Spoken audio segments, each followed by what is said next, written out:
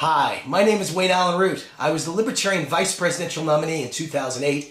I'm a Fox News regular guest, and you've probably heard me on radio stations all across the United States. I make literally over 1,000 appearances a year on radio from coast to coast, conservative talk radio, giving my opinions and commentaries that are often called the Root Rant. And I've got a Root Rant for you today. I am proud to say that I am the 1%. You know that vilified 1% that the Occupy movement talks about all the time, the 1% of the top earners, like they're terrible people? I am the 1%. And I believe the 1% are the heroes of American business, the heroes of capitalism, the heroes of this economy and this country. And instead of being targeted and demonized and vilified and hunted and punished, I believe we should be celebrated and rewarded for our heroism, our risk-taking, our hard work, our long hours, grueling businesses with so much financial risk that create 70% of all the new jobs in this country. That's what small business men and women create. And that's who the 1% is. See, the media has lied to you. It's a bait and switch job.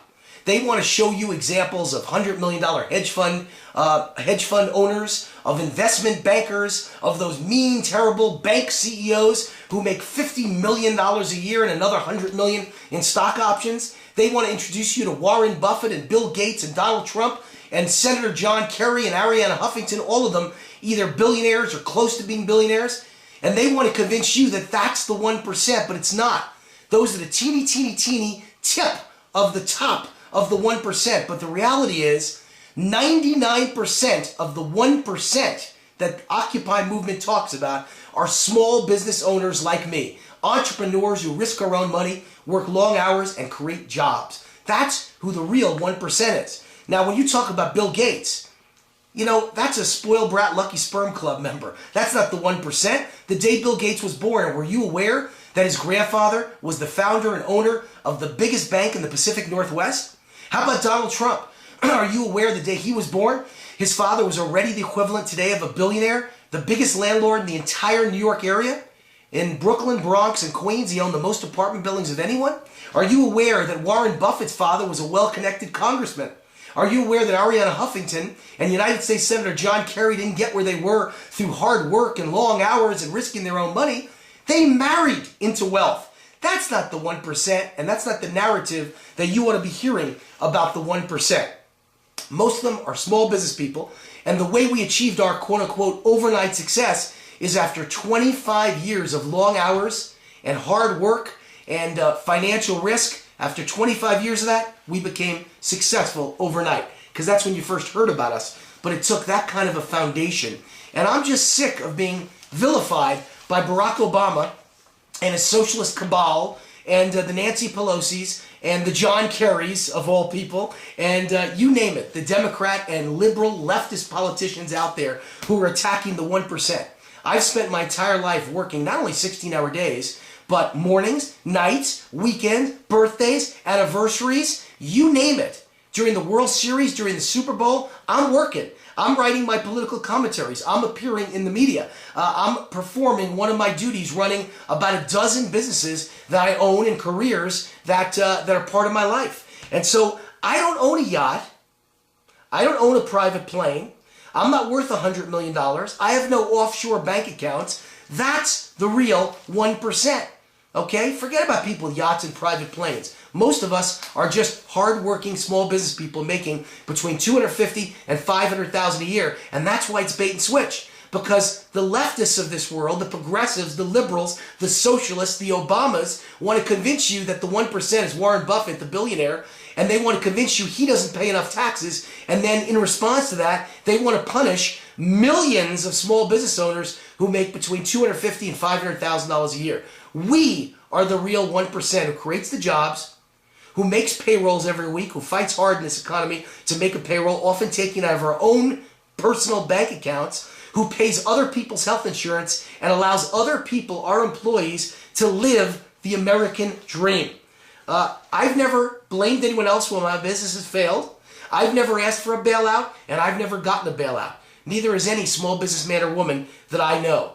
I became a self-made millionaire by the age of 30, and I did it by working grueling hours, by being relentless and never accepting the word no, No matter how many no's I got, no matter how many times I failed, I was tenacious and I came back, got back on the horse after dusting myself off and bandaging my arm from the vicious fall, and I got back up and I made myself a success. That's the 1%. I earned my money. I earned it through blood, sweat, and tears. I rarely, if ever, watch TV. I work 16 hours a day.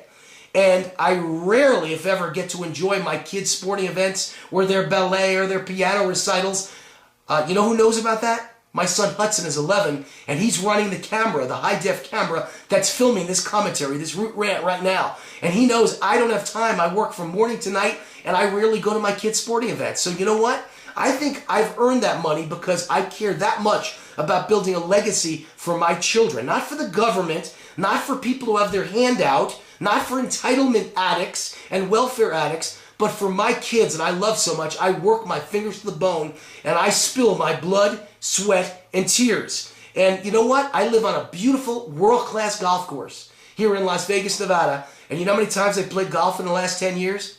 0. Never been on the course once. Don't even belong to the golf club. I watch the other golfers go by and play. I guess all of them have rich parents who left them a lot of money. But I know I've had to work my entire life for everything I've got. No Arianna Huffington. I didn't marry into money. No John Kerry. I didn't marry into the Heinz fortune. My father wasn't a congressman like Warren Buffett. My dad didn't own every apartment building in New York like Donald Trump. And Bill Gates, well, my grandfather wasn't the owner of the biggest bank in the area. So I had to work for every penny, and I've still got to work every penny. And I still worry about paying my mortgage every single month. I have no idea if I'll be able to make it 6 months from now or a year from now. Because when you make $250 to $500 a year, and you've got mortgages and 4 kids like I do, ranging in age between 3 and 19, and your daughter's at Harvard with a gigantic bill, and there are so many bills to pay and so many taxes to pay, you're always worried about next month and next year. There is no job security. I have no guaranteed job for life like government employees.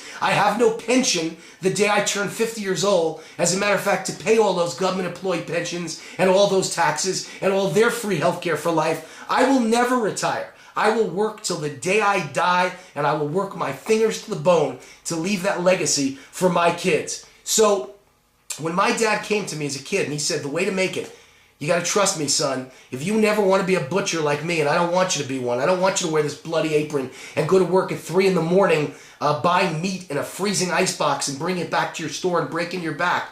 Well, then you got to study hard. You got to outwork, out-hustle, and outsmart all the other kids, and you got to wind up at an Ivy League university called Columbia University. That was the only one he knew because it was near our home in New York.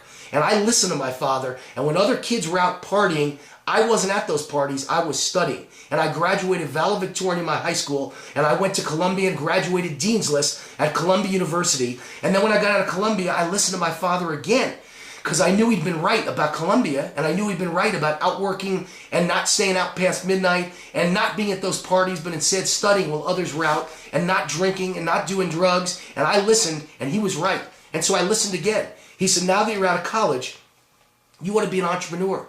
The American dream is earned by those willing to break their backs and work day and night, but not for other people, for themselves. You want to be your own boss. You want to open your own business. You want to work day and night, save your money, and then use it to open your own business. And then if you work day and night, instead of doing it for someone else, you do it for your family, you build a legacy, you build a fortune, and you become a self-made millionaire. And I listen to my father, and I've worked 16-hour days my whole life. I've never played golf, never done drugs, never been drunk, take care of my family. And I'll tell you what, I risked my own money on business after business after business, and I've made it in this country. Today, I'm a journalist, I'm a commentator, I'm on radio stations all over this country, Fox News, I'm a former vice presidential nominee, I'm a Las Vegas odds maker, the only one in the world who worked so hard and was so successful, I was awarded my own star by the governor of this state. My own granite 180-pound star in the sidewalk of Las Vegas on the Las Vegas Walk of Stars. I'm a spokesman for multiple businesses. I'm an economist and senior economic advisor for a major global financial services company. And, as I've said, a former vice presidential nominee. As Don King would say, only in America. What a great country. The sky's the limit. Anything that you can conceive, you can achieve in this country if you're willing to work hard and risk your own money.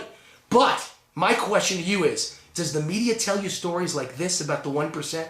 That we came from humble beginnings, that we started with nothing, that we asked for nothing, that we failed and we blame no one, that when we failed we didn't ask for bailouts, that we put in 16-hour days, that we work like dogs and like cornered wolverines day and night, 24 hours a day, 365 days a year, that we know no weekends, we know no holidays, we don't know anything about evenings or mornings being time off, that we've sacrificed our whole life, that we're disciplined, that we care this much for our children. Do you hear that from the media? Or do you only hear about Bill Gates and Warren Buffett and Donald Trump and Ariana Huffington?